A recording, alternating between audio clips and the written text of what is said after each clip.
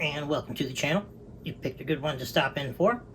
We are doing an install on a modification that I've been waiting quite some time for. It's just never really made the priority list. They've also been crazy expensive. They take way too long to install, and all of those nonsense things. But what I found today solves all of those. We're going to be installing an 8-piece Lux Lights rock light kit. There's going to be 4 with 10-foot length wires, and then 4 with 20-foot length wires. And the cool part about these is it takes out all the hassle of your traditional rock light. So here is your actual light, and it also projects light 180 degrees versus just straight up forward like a regular rock light. And then on the back here, they mount with magnets versus screws. So where I don't have rear fender liners, I can just slap this up in there. And then several spots on the frame, you just stick it up in there. Zip tie your wire up down the frame, up to the front. Power and ground together, right to a switch and a fuse, and we'll be all set. The only modification the vehicle will actually have to do is for the front fenders. I just have to get a magnetic rectangular metal of some sort that we have around here to cut, and then I'll glue it to the fender liner, so that way this just has a spot to magnet to and hang out. Should be about the easiest rock light install you can do. I'm going to go around and place a couple of them up on the frame, and then I'll take you around and give you a rundown. Progress update. We got one there on the steering stabilizer brace, steering gearbox brace, and it is run up right there, ready to go up into the engine bay. And then we got the one on the frame there in the center that is run forward. It is now ready to make its way up into the engine bay as well.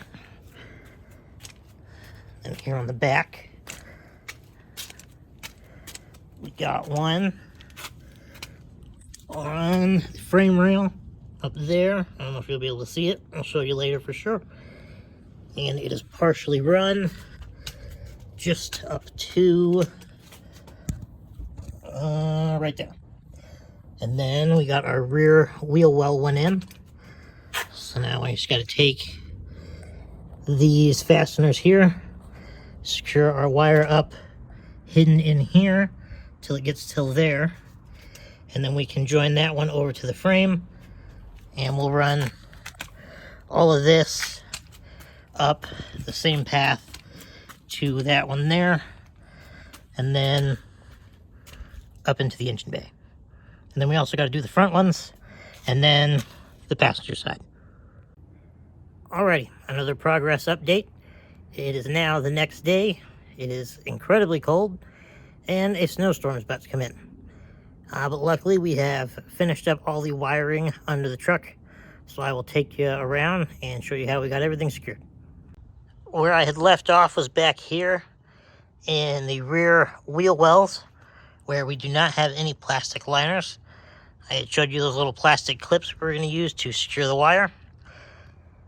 And we got the light tucked up there, and the wire goes straight over and down. And currently you are at 4 foot tall eye level, straight up next to the bed. And you still can't see that wire. So unless you crawl down here like a really small child and stick your head right next to the bed, which no one will ever do, the wire is completely hidden. Oh, it's hard to even get it on camera, it's so far up there. But it is super hidden, nice and secure all the way into the frame rail there, where it joins the wire from that one right there in the center of the frame rail as it runs up to the front. Now we have made our way up front, and that's going to be it up there. See, we just drilled a simple hole through the liner for our wire, and we took a piece of steel plate that we had laying around, cut a little rectangle, permatex that up to the liner, and gave our magnet a nice little spot to hang out there. And even from my height, you step back here, That's normal. Can't even see it there.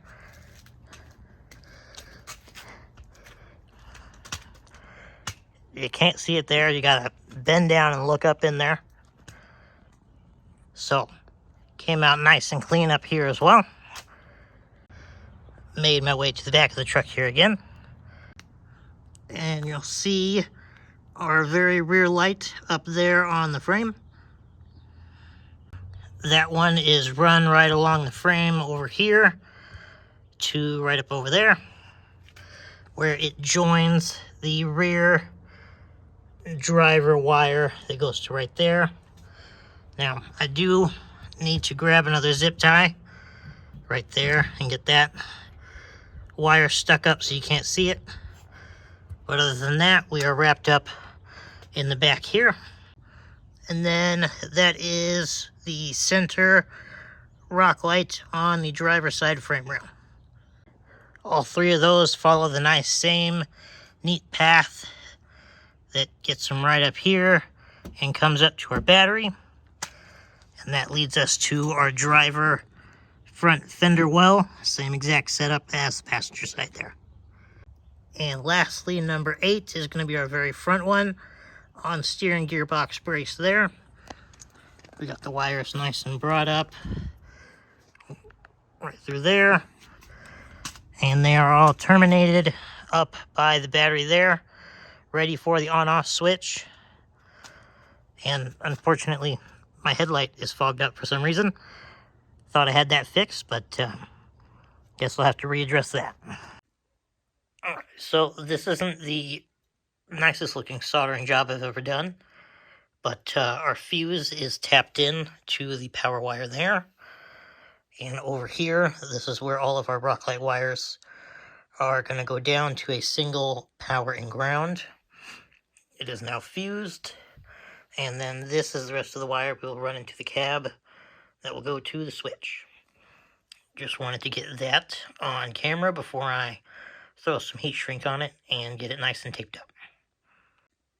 And here we got our finished product, nice and heat shrunk up. And then I took some electrical tape just to cover the black wire there, just to be extra safe. And then again, it goes down to where all of our rock lights will come together, if it focuses there. And then to our switch, but all with a nice, safe fuse. Now that we have our fused 12-volt power line, I will hop up on my table setup over here and get all the individual rock light wires condensed down to 2, and then get them soldered up to the fused power wire. This here's my workbench for the day. Go up the ladder there, and then I got this nice platform here to stand on and get myself up there. Now that I'm up here, the soldering iron should be nice and warm, and I will continue on. And there we go. We are all 8 wires securely soldered down into our one fused 12-volt wire, which we will now just have to take this end, feed it through our firewall, strip it so it's black and red again as well, and attach it up to our switch. Alrighty, it's a few days in the future. We had a snowstorm, and then I kind of got ahead of myself and just threw the truck back together.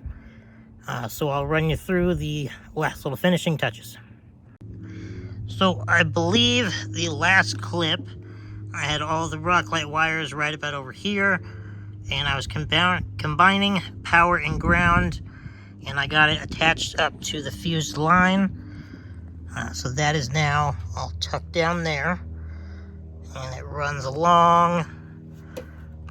Down there you can see the fuse, and then you can follow it in with the big red subwoofer wire here into the cab, and then the smaller red wire here that is attached with it, that is the power that comes straight from our battery there. And yes, I do need to get a new terminal because that's about to break. So we got all of our rock light wires and then our power straight from battery into the cab there. And then here in the cab It just runs to a simple rocker switch there, and conveniently, it also hangs out right there. And that's probably where I'm just going to leave it, because if you've ever had this dash panel off, you will know that the actual frame of the dash comes until right about here. So if you were to drill a hole here for that to sit flush, there then wouldn't be any room for your wires behind it, because they'd run right into the metal subframe. Perfect example being here.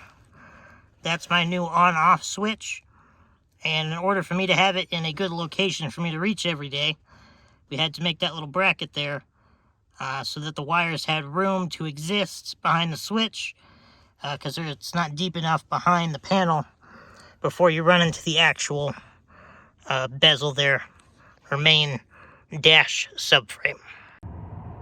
Darkness is now upon us, so I will wrap this one up by getting the drone out and letting you take a look at the finished product. If you found this video interesting or entertaining or informative in any way, I would certainly appreciate a like, and feel free to subscribe for more. Until next time.